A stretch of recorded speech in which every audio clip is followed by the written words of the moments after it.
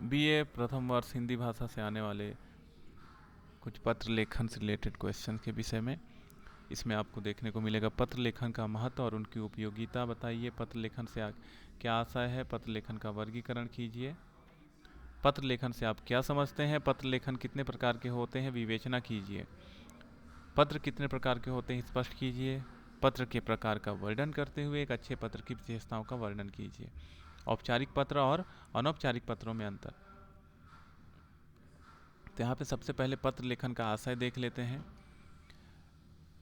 कागज के माध्यम से समाचारों का आदान प्रदान करना ही पत्र लेखन कहलाता है।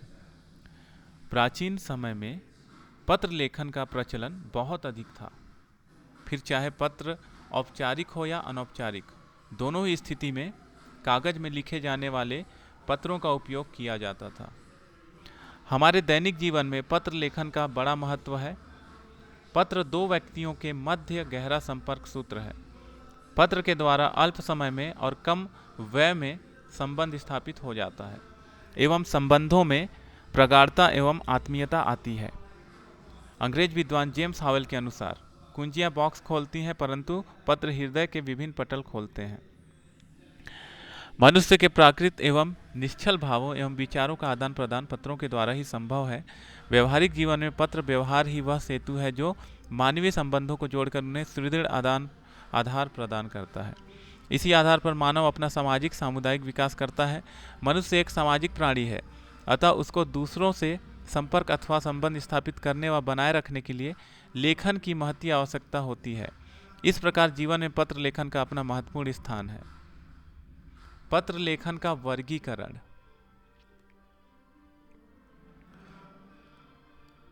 हमें अपने दैनिक जीवन में अनेक प्रकार के पत्र लिखने पड़ते हैं। कभी अपने ही स्वजनों को तो कभी किसी कार्यालय से पत्र व्यवहार करना पड़ता है।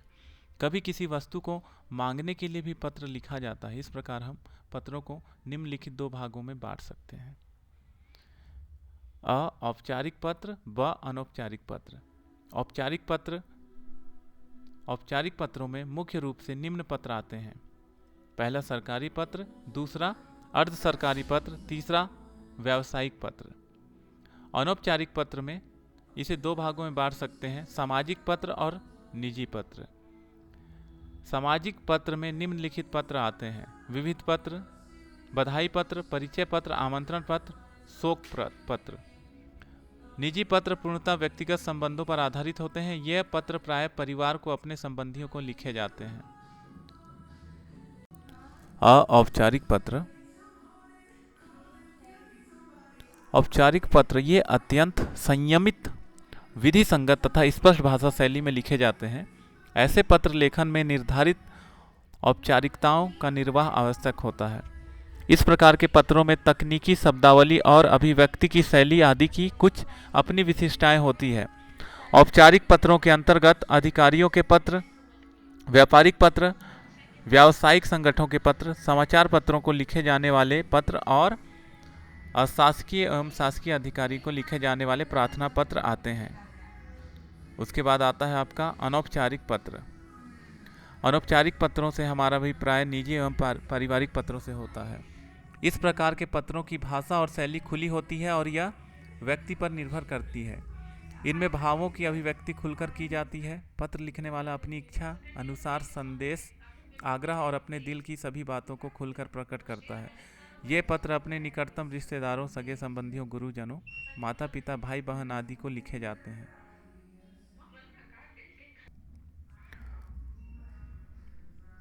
अब देखेंगे औपचारिक और अनौपचारिक पत्रों में अंतर। औपचारिक तथा अनौपचारिक पत्रों की लेखन प्रक्रिया में अंतर। औपचारिक एवं अनौपचारिक पत्रों की लेखन प्रक्रिया में अंतर है। अनौपचारिक पत्रों के लेखन में प्रायः वार्तालाप और आत्मीय शैली ही महत्वपूर्ण होती है और पत्र लेखन घनिष्ठता, विश्वसनीयता, निकटता, प्रगाढ़ता आदि के भावों से ओतप्रोत होता है। इसमें व्यक्तिगत बातें प्रधान होती हैं। अनौपचारिक पत्र लेखन ऐसा नहीं होता। ऐसे पत्रों को लिखने के कुछ निश्चित प्रतिमान होते हैं जिनके अभाव में ये पत्र अस्वीकार भी हो सकते हैं। यही कारण है कि औपचारिक पत्रों का लेखन पर्याप्त समझबूझ के साथ उपयुक्त तरीकों और भाषा शैली में किया जाता है। तो आज के क्वेश्चन में हम लोगों ने देखा पत्र लेखन का महत्व और उनकी उपयोगिता। हम लोगों ने देखा पत्र लेखन कितने प्रकार के होते हैं, अच्छे पत्र लेखन की विशेषताएं और औपचारिक और अनौपचारिक पत्रों में अंतर।